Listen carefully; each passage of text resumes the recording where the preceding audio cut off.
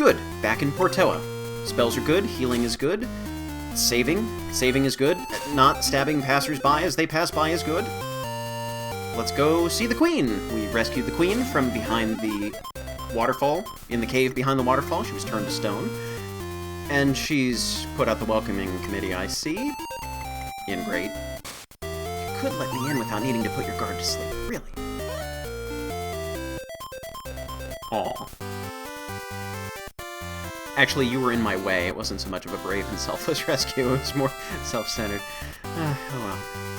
Yes, so I got the cave of water from behind the sword. The sword of water from in the waterfall cave. And I think it's time to upgrade that sword, get it to level 2. But first, let's check in. Yeah, still a little expensive yet. I mean, of course, I could fight monsters and get more money, but there's no immediate rush. I haven't been hurting too hard that I need an armor upgrade quite yet, so instead of buy the next immediate one that I can afford right now, the bronze armor, I'm going to wait until I can afford the platinum armor. Because why spend money on something that I don't really need right now, only to trade it in at half price later? Okay, so maybe if I keep running into guys like that, maybe I do need more armor.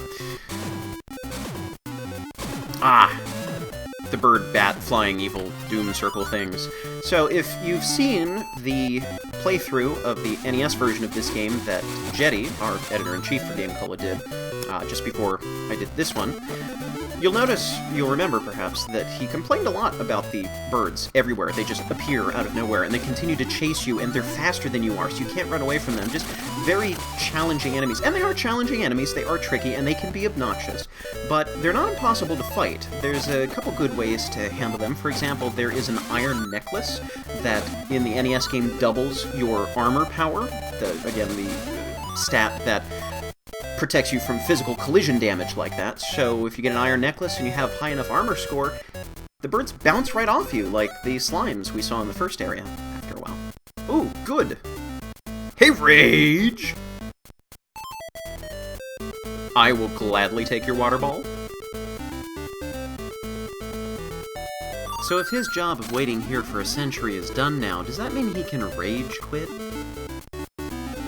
This is probably my favorite sword effect, the effect that it has on the landscape, not just taking down walls, but building an ice bridge I think I like best. Oh. Story. Kind of giving away the secret of what's in the tree. I kind of like just walking in there and discovering it for myself. Oh well. Hologram. If you are watching this, it means I've been abducted. Obviously, there's no other possibility why I would not be in this cave right now. So that's interesting. Another difference... Oh, speaking of differences from the NES version, here in the GBC version, this area right here is just a small little grassy area. It's not quite as big and open as it is in the NES. Unnecessarily so in the NES, but still a difference. And the plot. Messiah, Savior of the People? Pronunciation. So, the female counterpart of the hero. Oh, here's an ice bridge I can build. Yeah. In the NES version, she leaves you a message saying, I've gone on ahead, catch up with me later. Here she's been abducted. So, interesting some of the little story changes that they throw in. They all get you to the same end, but the path is a little bit different. And speaking of paths, these caves on the other side of this river that we just crossed are confusing. This one's okay, if I'm remembering correctly. This is where we can find the Crystalis plant at the end, which we bring back to the ladies in the Amazon village and get some cool stuff. What are you doing in this cave? You do not belong here. You belong in the waterfall cave and nowhere else. No turning me to stone, not allowed. So they switched around more enemies, more enemy placements. So yes, the Crystalis plant, which I will give to the ladies in the Amazon village. Well, one particular, the queen. I'm not falling for that. No, no, no.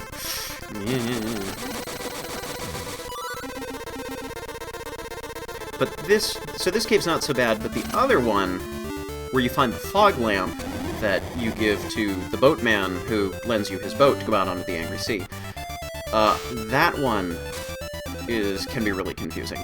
Very easy to get lost in. That one's a true dungeon crawl. Though that is a big portion of this game, just getting lost in dungeons. So as I was saying before, mapping out each area is very helpful, or finding some strategy of always go left first, always go right first, don't knock down the walls until you are absolutely positive you are going to go through the walls, that sort of thing. Curious. In the NES version, this was a nice, happy, magical kind of looking field area. And the Crystalis plant was not in a box. Nature didn't just grow a box around the plant so that you knew how to find it. You had to wander through this thick patch of field. And there were the bug things spreading paralysis in the air instead of the mushroom dudes. Sleep. More interesting changes. Sleep.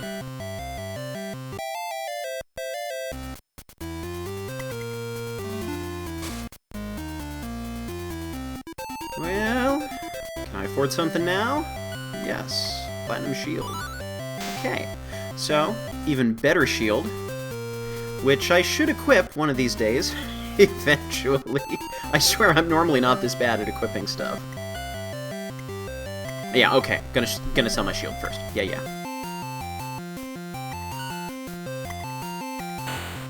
Okay. Now I put on the shield.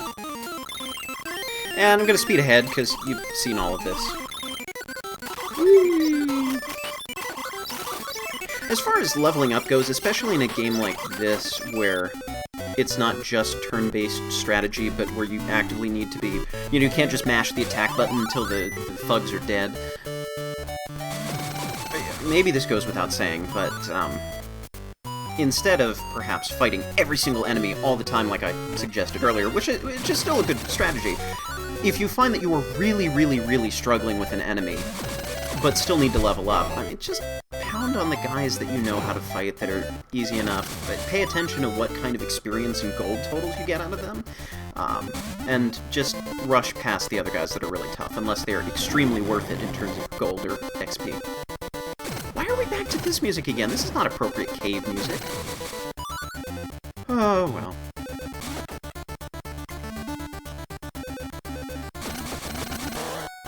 No! Now I can't charge up my sword at all! We'll see how far into the cave I can get being paralyzed without being able to charge up my sword. The fog lamp cave here that we're going into, is one where you really need to be prepared. Because as soon as, you walk into the first area, and it's entirely possible that you're going to get paralyzed or poisoned or something. And that's a sure sign that you either need to stock up on magic recovery items, so that you can keep healing yourself via recover, or just buy lysis plants and antidotes. Like, preparation is important. So yeah, going back to what I was saying about the different enemies, picking your battles, really. Attentiveness, in this game, and in RPGs as well, is very good. Pay attention to your health total. Like, if your health total is below half, and you don't really have anything to recover, head for a town. Like, kind of important. One of the strategies I usually employ, in RPGs in general, is I'll run into an area and I'll start fighting around, and I'll determine about, like, as soon as I'm able to gauge the strength of the monsters, figure out exactly how much health I can afford to have left when I start heading back to town. So if I've got like 100 hit points and I know that I'm probably going to lose like 50 hit points, or I'm sorry, like 20 hit points getting from there to town, I'll save it, fight until I run out of HP and I'm down to like 20 hit points. I'm babbling, but you get what I'm saying, hopefully, maybe. Okay, I now have the barrier. Or recover, or... no, it's recover. I'm sorry. And here's a dolphin. Yes, I do have a medicine. I have a medical herb, which is not on my armor. I'm not going to rub my armor on you till you feel better. There we go. Yay, healed dolphin. Thank you. So here's something that always made me raise an eyebrow. In Portoa, you have water all around, but you can't use the shell flute to summon the dolphin until you've gone out to the angry sea by the boat. Woo! Okay, I'm gonna speed up and get back to where I was. So you have to go into a boat that technically, if this were real life, you really wouldn't need, because you'd have a dolphin who could take you out.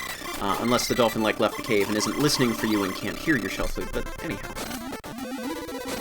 So it's a little suspicious that you need to take the boat out first before you can call the dolphin. And that you're kind of stuck if you get out to the little island and you don't have the shell flute yet. Or money. Magic points to teleport back to town. That's a little bit of a problem.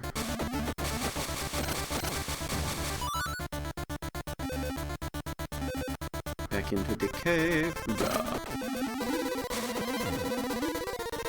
So, to see if I can concisify my thought about my endeavors in RPGs in general into caves, I try and figure out how much health I can afford to have by the time I'm ready to head back to town, assuming, like, normal HP loss as I'm running around fighting enemies, and stay around in the cave as long as I've got enough health to get me back to town relatively safely. This is especially important in really early RPGs like Dragon Warrior, where basically every hit point counts. You have to wonder how RPG characters can go from 3 damage being a serious injury to soaking up 300 damage without flinching.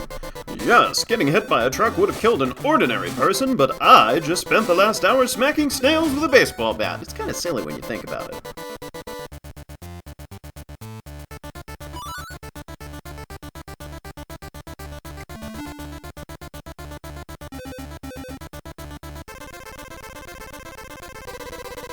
You know, I have a strong appreciation for people who can do Let's Play videos and completely keep their focus while basically talking to themselves. Like, most of my videos... Oh no, paralysis. I suppose poison me. Oh well. Recover. Yeah, I have a great deal of respect for people who can simultaneously pay attention to what they're doing and actually do a good job of playing, and still have lucid commentary. Because I find myself getting very distracted. Either I have long, complex thoughts that are... I'm a writer. I like to put things out in writing. I like to formulate my thoughts. I like to play around with them, piece things together, tear them apart, trim them down, build them up. And when I'm having a conversation with people, I can go back and forth because there's enough time for me to sort of formulate a thought before I respond to something. But when it's strictly commentary like this, me just talking, running my mouth off, a lot of times I lose track of where I am because I'm trying to divide my attention between what's actually going on here on the screen and whatever the heck I'm saying. So that's why I don't do live... Well, part of the reason why I don't do live commentary is because I would just completely lose myself. So either the gameplay would be terrible, or the commentary would be terrible, or both together. Like, I could not do both together. Now, I have decent gameplay and only sometimes terrible commentary.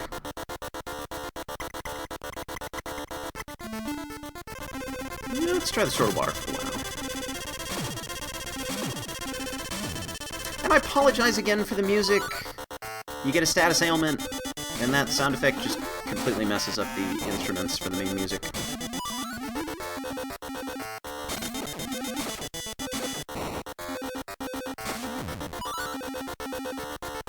So do you know where we're going? Are you lost yet? Are you confused yet? Because this is, like I said, one of the more confusing games. And I think... Well, I guess it's not really a problem.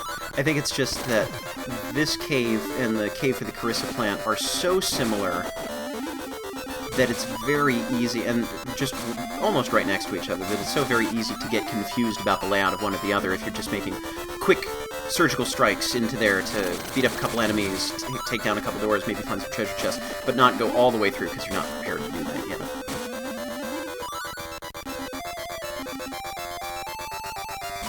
More walls! This is sort of...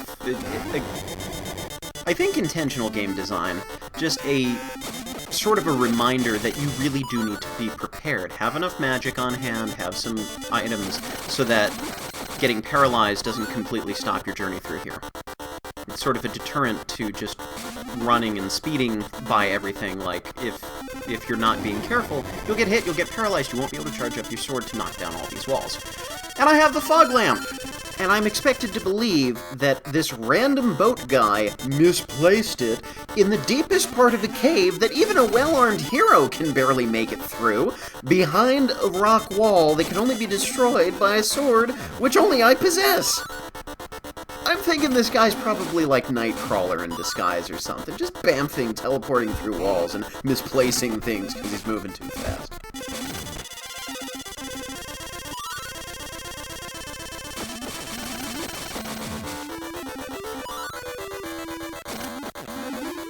Oh, and there's the other path that I haven't explored yet, so I should go back and look at that first, just for the sake of being thorough.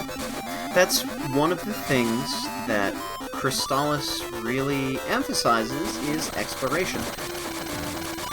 Combat, exploration, a little bit of puzzle solving, like, it's what the game is all about. So, in order to really play the game to its fullest and not miss out on some really crucial stuff, retracing your steps and being sure to very thoroughly explore every area is key.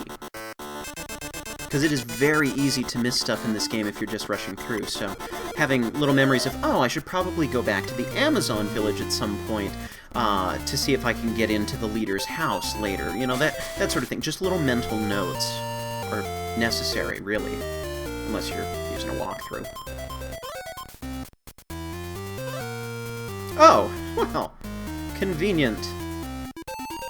I just happened to find your lamp, which looks different than the lamp in the NES game. They changed the graphic again. I like this graphic. I like the other graphic, too. Don't know why they changed it. You're welcome. Now I use the boat! But, let's see. Yeah, get the shell flute ready. One of the things I like doing in the NES game, little touches, little things that I miss sometimes in this version. Being able to spin around in circles as you're in the boat. Here, you're just stuck, facing forward. Nothing to do. Oh, another person who lost his thing. You people. Go super glue them to your arm. I can just imagine people walking around like fog lamp glued to their arm, pendant glued to their arm, small dwarf child glued to their arm. These people gotta stop losing things. Oh, and the shell flute messes up the music, too. Let's see if oh, I do use telepathy again. Good advice. So I just did that to break the flow of the music so that it would return to normal. Oh. That sound effect for the dolphin is just not necessary. Oh well. It's a little distracting. That's one thing that I find more modern video games have taken to doing. I think it started with the, I don't remember specifically what it's called, the Game Boy Advance adaptation to Super Mario Bros. 3, like Super Mario Advance, something like that. I'm sure you know what it is. Yeah, Love Pendant, just, you know, floating in a box. Kensu was nice enough to box it up before he accidentally dropped it into the water. Adding sound effects where they really don't need to be, like adding voice acting to characters every time they jump. It's yeah, yeah, hoo-ha-hoo! Really don't need sound effects for every single thing. And if you do have sound effects for every single thing... I don't need to be back here. Oh well. If you do have sound effects for every single thing, make them subtle, like easy enough to drown out, or just fun sound effects. Oh well. Shell flute. Messed up music. Alright, so... there's a couple places to go on the ocean. The sea, the angry sea. Not exactly an ocean. Let's go around. And just see what there is to see. Oh well. Whirlpool. Cool. Somebody left a washer and dryer out here in the middle of nowhere. Whirlpool. It was almost a joke. So we're back here again. Cheap Inn.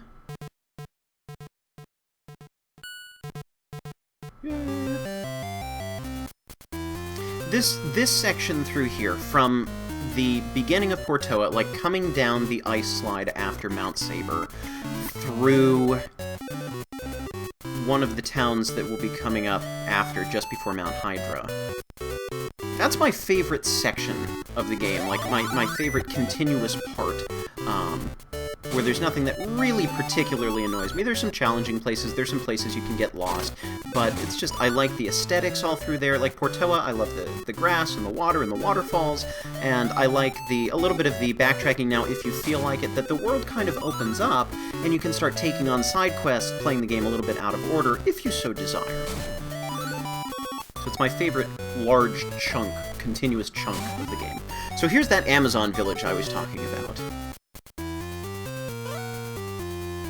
I'm so welcome here. Amazons, they call it. Ooh, cheap inn. And yet, the innkeeper is talking to me, and, well, I guess it doesn't matter whether I'm a guy or a girl. If I'm a paying customer, they'll let me in. Ah. The queen's got a valuable bracelet, huh? Ooh, good prices. Mirrored shield is good. I hate turning to stone, and that protects you from being turned to stone. Very good. So, yeah. I keep thinking there's a pawn shop in this town. I don't know why, I just feel like there should be a pawn shop over there. What?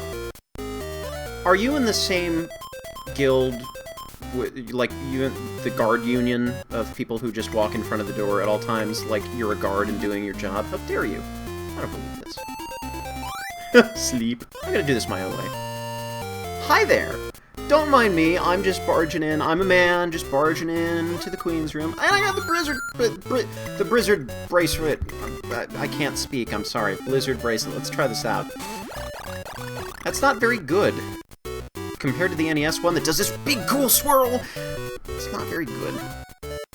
Well, you're a guard, do something about it. Drag me out.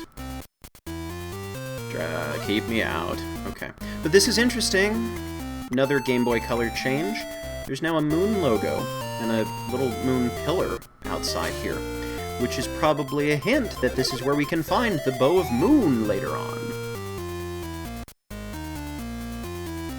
So now, I'm gonna go find a pawn shop, for real this time, and I'm gonna sell off my shield that I don't need anymore. Maybe my armor? Nah, shield. Nah, nothing. Because it's not quite enough to buy my next upgrade. So, I'll go fight things a little bit more, and I'll come back for my mirror shield eventually. Woohoo! Wee wee wee! Let's go fight things on the sea! Yay!